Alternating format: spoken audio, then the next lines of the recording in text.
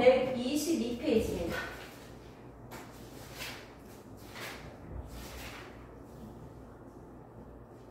(122페이지) 맞죠? 122페이지.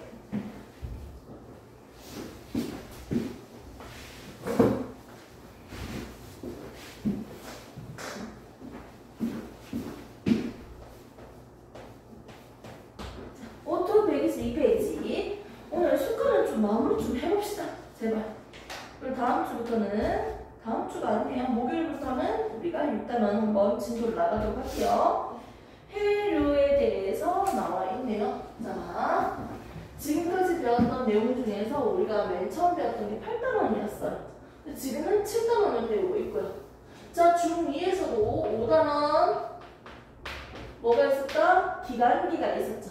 수학계, 호흡계, 배설계 이런 것들. 6단원 물질의 특성이 나옵니다. 앞으로 이게 끝나면 별을 다뤘네요. 자, 7단원 지금 우리가 배우고 있죠? 뭐다? 숫간에 대해서 배워요. 자, 8단원 가장 먼저 배웠던 단원이죠?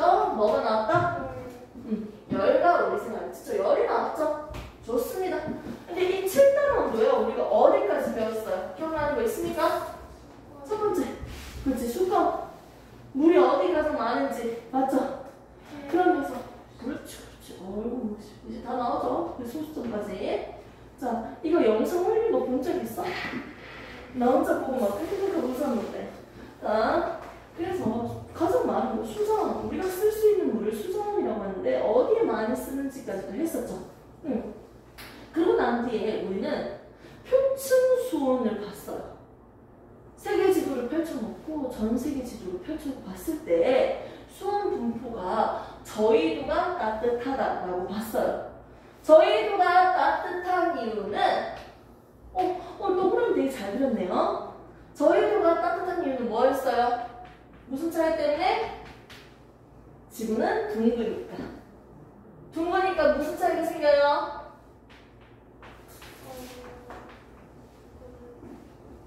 단위 면적당 도달하는 무슨 차이? 태양 복사 에너지, 태양 에너지, 오케이? 태양 에너지, 태양 복사 에너지 도달하는 양 차이 때문에 저희도가 가장 뜨거웠어요. 따뜻했어요. 맞죠? 이거 우리가 저번에 봤었고요. 그리고 단면적으로 옆에서 딱 잘랐을 때 층이 몇 개가 있었어요? 3개가 있었습니다. 가장 위에 있는 층은 바람 때문에 섞여서 생기죠. 무슨 층? 혼합층이었어요. 두 번째 층은요, 온도가 낮아진다고 했죠. 무슨 층? 그렇지, 수온약층이었죠. 세 번째 층은요, 위도별 상관없이 전체적으로 항상 계절 상관없이 일정한 온도, 약 4도 정도, 4도 이하의 온도, 시일층이라고 하죠. 이렇게 했을 때 우리는 혼합층은 바람 때문에 생기니까요. 어디에서 가장 두껍게 발달한다? 중緯도에서 편성풍 맞죠? 바람이 가장 센 지역에서 가장 두껍게 발달했고요. 수온양층은 온도 차이기 때문에 표층만 따뜻하면 온도 차이 가장 큰 거잖아. 가장 차가운, 가장 뜨거운 거 어디? 저緯도. 그렇죠? 저緯도에서 수온양층이 가장 발달되어 있다고 했습니다. 이게 뭐 고緯도의 물이고요. 이렇게 해서 우리가 봤었고요. 그러면서 우리가 이제 오늘 마지막은 뭐가 나온다? 이 해류에 대해서 나오는 거예요. 바다의 흐름이라는 거지. 물이 이동할 수 있는 이유는요, 뭐 때문이다? 이렇게 물이 이렇게 이동할 거예요. 물의 흐름, 이게 바로 해류예요. 이 해류가 발생했던 원인은요, 지속적으로 부는 바람 때문입니다. 아니, 바닷물이든 강이든 바람이 계속 이쪽으로 불어준다면 이 물이 어떻게 되겠어? 왼쪽으로 이동하겠지. 맞지? 심지어 이동하다 보면 경사까지 생길 수 있어요, 살짝. 맞지? 이 경사면 때문에 높은 곳에서 낮은 곳으로 물이 줄줄줄줄 내려올 수도 있겠네요. 오케이?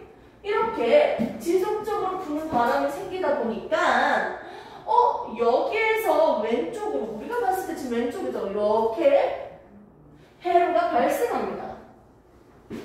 자, 지금 딱 중간 끝자리에서 위에 북반구, 밑에 남반구예요. 한 저희도에 있는 해류를 보니까 이렇게 가고 있습니다. 됐습니까? 그런데 그 중간에 뭐가 있다? 반대편으로 흐르는 해류가 있어요. 이 해류가 뭐다? 적도 반류라고 해서 경사 때문에 생긴 해류입니다. 오케이? 근데 해류는 일반적으로 누구 때문에 발생한다? 지속적으로 부는 바람 때문에 이렇게 빨간 색깔 해류가 발생해요. 그래서 우리가 오늘 배울 거는 이 바로 수건에 있는 해류입니다. 해수의 순환에 대해서 배워볼 겁니다. 지도를 쫙 봤을 때 어디가 가장 뜨겁다고요? 따뜻하다고요? 저희도예요. 저희도에 남는 에너지, 열 에너지를요, 극지역으로 운반시켜야 돼요. 운반시키는 방법은 두 가지라고 했어요. 대기권을 통해서, 기체를 통해서, 그리고 바다를 통해서. 그럼 지금 나온 것보다 바다를 통해서 운반시키는 것들을 보도록 할 거예요. 먼저 우리 주변에 있는 해류를 한번 보도록 할게요. 선생님 좀 프린트를 한번 볼까요? 자, 보시면 우리나라 주변에 있는 해류. 그럼 책에 있는 그림이 더 잘 나오죠? 좋죠? 122페이지. 우리나라 주변에 있는 해류. 해류가 발생했던 근본 원인은 뭐다? 지속적인 바람 때문에 발생한다고 했어요. 자, 근데 우리 주변에 봤을 때 밑에서 위로 올라가는 게 있고요. 위에서 밑으로 내려오는 해류가 있어요. 그림을 보면요. 마치 책을 보면. 자, 우리나라 입장에서 봤을 때 우리나라가 중위도에 있잖아요. 이렇게 있다고 해봅시다. 그럼요. 중위도 입장에서 밑에 있는 게 따뜻한 물일까요? 위에 있는 게 따뜻한 물일까요? 아래에 있는 거겠지. 그러면 아래에서 위로 이동하는 건 따뜻한 물이 올라오는 거지. 그럼 정리할게요. 이거는 따뜻한 물이니까 한류일까요? 난류일까요? 난류. 오케이? 자, 그러면 이제 위에서 아래로 내려온다고 한번 해볼까? 위에는 차가운 물이지. 차가운 물이 내려오니까 위에서 내려오는 해류를 우리는 한류라고 할 수 있겠네요. 됐습니까? 위에서 내려오고 있는 해류를 한번 쫙 보세요. 연해주 한류, 북한 한류, 한류. 이거는 다 찬물이겠네요. 맞죠? 위에서 내려오는 거. 밑에서 위로 올라가는 건 난류라고 적혀져 있죠? 동안 난류, 항해 난류. 이런 게 보이죠? 이런 난류를 만드는 데 있어서 가장 뿌리가 되는 부분이 어딜까? 가장 두꺼운 해류. 크루시오 해류입니다. 밑에 있는 바닷물이 위로 올라가는 뿌리 같은 거. 근본 해류는 뭐다? 난류의 근본은 뭐다? 크루시오 해류가 이렇게 퍼져서 올라가는 것이다. 크루시오 해류가 기본적인, 근본적인 난류이겠네요. 그래서 우리가 적도록 하겠습니다. 크루시오 해류. 프린트볼 체크되어 있죠? 한번 보세요. 우리나라 주변 난류의 근원이다. 이렇게 적혀져 있어요. 맞습니까? 크루시오 해류부터 위에 나와 있는데 직접적으로 우리한테 영향을 끼치고 있는 난류를 한번 보세요. 동안 난류가 있죠. 그리고 한류도 있죠. 북한 한류도 있겠죠. 우리나라 옆에 동해안에 직접적으로 영향을 주는 게 동안 난류랑 북한 한류네요. 이 정도만 보면 되겠네요. 이거 심심한데 이거 한번 해볼까요? 자, 우리나라가 있습니다.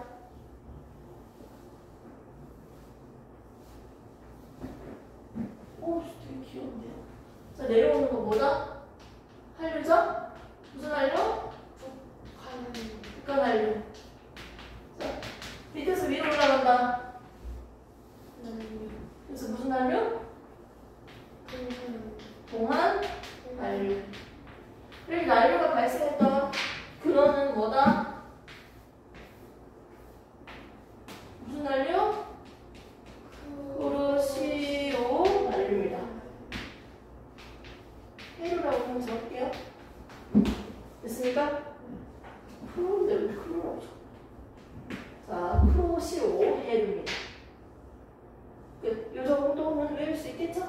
됐습니까? 좋습니다. 이렇게 해서 각각 명칭에 대해서 먼저 보시고요. 자, 수온 분포 밑에 있는 사진도 있지만 당연히 밑에 있는 게 따뜻하고요. 위로 갈수록 차갑겠죠. 프린트를 뒷면으로 한번 넘겨보세요. 뒷면 넘겨주시면 우리가 난류와 한류에 대해서 지금 설명을 조금 더 다룰 거예요. 먼저 온도랑 세력을 볼 때는요. 왼쪽에 있는 항에 난류 보입니까? 이게 점선으로 올라가고 있는 난류가 있어요. 동안이 있고요. 항에 난류가 있는데 누가 더 힘이 더 세다?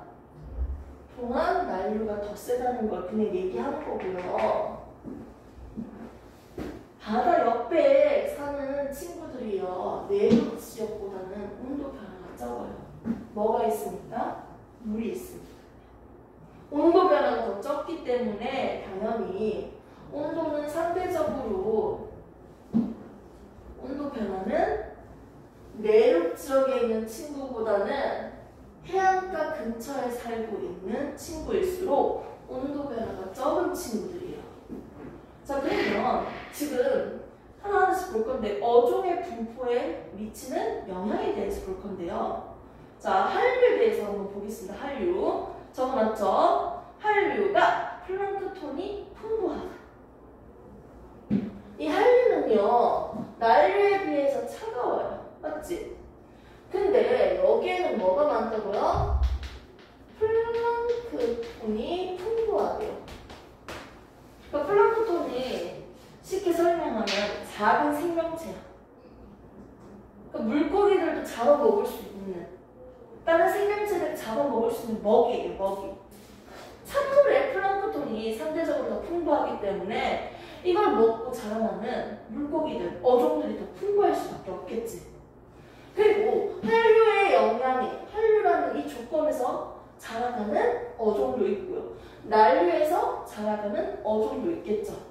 그런데 우리 나라 옆에서 한류와 난류가 만나는 지점이 생겨요. 그러니까 위에 있는 어종도 다양한데 밑에 있는 어종까지 만나니까 와! 정말 좋은 뭐가 만들어진다? 어장이 형성되는 거예요. 더 풍부해지는 거예요, 자원이. 이걸 우리는 조경수역이라고 합니다. 그래서 프린트물에 적혀져 있습니다. 조경수역. 한류와 난류가 만나는 곳이다. 자, 지금 플랑크톤의 종류에 따라서 어장, 물고기, 서식지가 다 달라지고요.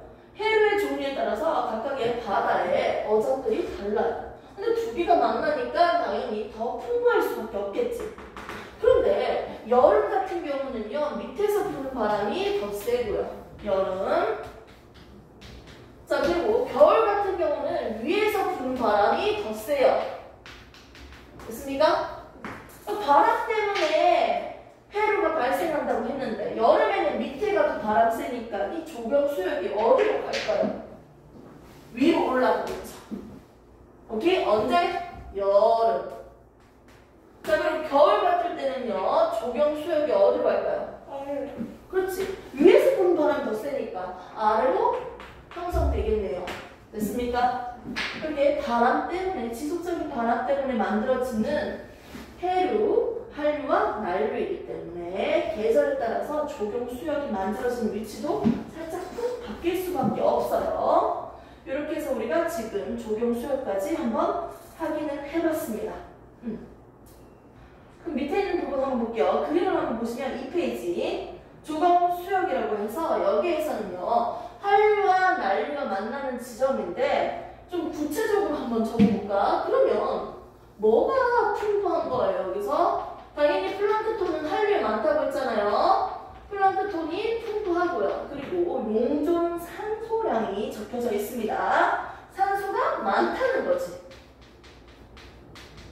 산소량도 풍부하고요. 그리고 애들이 써야하는 영양, 염류까지 풍부합니다. 형식적으로 내가 그냥 다 적은 거예요, 보면. 이렇게 해서 우리는 지금 조경 수요까지 봤고요. 밑에 있는 거 한번 보세요. 영양염류가 뭔지. 바닷물 속에 들어있는 규산염, 인산염, 질산염 등 이런 것들이고요. 이런 영양염류가 많을수록요. 플랑크톤의 개체수가 많아지기 때문에 결국 그걸 잡아먹고서는 어류가 더 풍부해질 수밖에 없습니다. 됐습니까? 그래서 우리는 지금 개설에 의해서 어떻게 조경수역이 위치가 변하는지까지 봤습니다. 자, 이렇게 해서 여기까지 했는 거 한번 책을 보면서 다시 한 번 더 정리를 해보도록 합시다. 122페이지. 자, 해류가 나오고 있습니다. 해류가 발생했었던 원인부터 다시 볼게요. 해류는요, 바다의 흐름입니다. 해수의 흐름인데 결국 지속적으로 부는 바람 때문에 뭐가 발생한다? 해류가 발생하네요. 자, 그런데 우리 지도를 딱 봤을 때 위도별로 주로 영향을 주고 있는 바람의 이름이 좀 달랐던 걸로 기억을 하고 있어요. 중위도일 때는요, 무슨 바람이죠? 아니, 저위도네. 저위도는요, 무역풍. 그리고 중위도. 얘는 주로 부는 게 편서풍. 그리고 극지역은요, 부는 바람이 뭐다? 극풍, 극동풍. 이렇게 바람들이 각각 있는데, 이 바람이 왼쪽으로 부니까, 각각 바람 때문에 해류가 이렇게 만들어진 거예요. 바닷물이 이렇게 간다. 그럼 이제 중위도도 가야지. 중위도 라인에 거치고 있는 해류는 어디로 간다? 이렇게 위로 가요. 그리고 극지역으로 가면서 이렇게 돌 거예요. 시계 방향. 밑에는 반시계 방향으로 돌 거예요.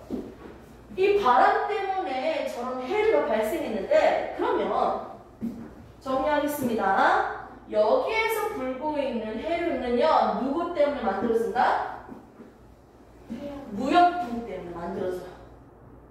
오케이? 저희도 부분에서 보이는 이 해류는 무역풍 때문에 만들어지고요.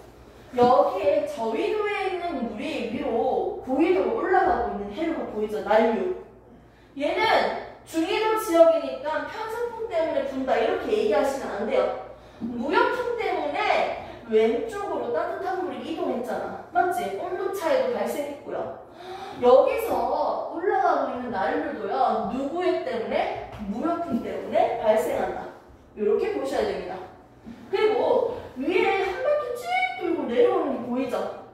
이거는 누구 때문이다? 결국 편서풍 때문이야. 편서풍의 영향으로 위에까지 올라가고 온도차에 의해서 내려오고 있습니다.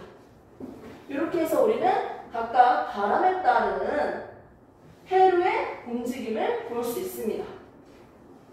근데 여기서도 조금 예외로 볼 수 있었던 게 경사가 지다 보니까 이 경사 때문에 바람이 왼쪽으로 불다 보니까 바닷물 자체가 왼쪽으로 살짝 경사가 져요. 이 경사 때문에 내려오고 있는 해류도 발견할 수가 있어요. 적도 반류. 됐습니까? 이런 것들도 있습니다. 근데 우리가 지금 볼 거는요, 결국 우리나라 주변에 있는 해류를 집중적으로 보고요. 우리나라 옆에서 볼 수 있는 해류는 뭐였다? 쿠로시오가 해류가 근원이었다. 근원 원동력이고요. 얘로 인해서 난류가 이렇게 파생됐어요. 동안 난류 그리고 항해 난류. 상대적으로 항해 난류가 조금 더 약하네요. 자, 그리고 위에서 내려오고 있는 한류들이 있는데 이 우리나라 바로 옆에 있는 한류 이런 뭐다? 북한 한류였어요.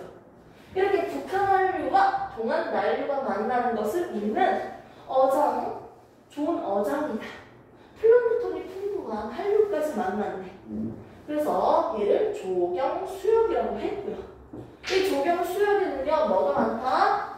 생명체들이 물고기, 작은 물고기들도 이걸 먹어야지 자랄 거 아니야. 그래서 생명체들 먹이가 되는 플랑크톤이 많고요. 그리고 산소량도 많으니까 살아가기 좋죠. 그리고 플랑크톤이 만들어질 수 있는 뭐다? 영양용류까지 풍부한 거예요. 그러다 보니까 다양한 어종들이 풍부한 조경수역, 좋은 어장이 형성됩니다. 그래서 계절별로 여름에는 밑에서 위로 부는 바람이 세죠. 북태평양 기단. 그러다 보니까 위로 살짝 올라가죠. 겨울에는요, 시베리아 기단 내에서 아래로 바람이 세게 불 거예요. 그래서 조경수역도 살짝 아래로. 한류가 강해지니까 아래로. 난류가 더 강하니까 위로 올라가는 걸 볼 수 있습니다. 이렇게 해서 우리가 기본적인 해류에 대해서 봤고요. 이제 해류가 끝나고 이제 조석에 대해서 정리하면 다 끝납니다. 시타임 5분.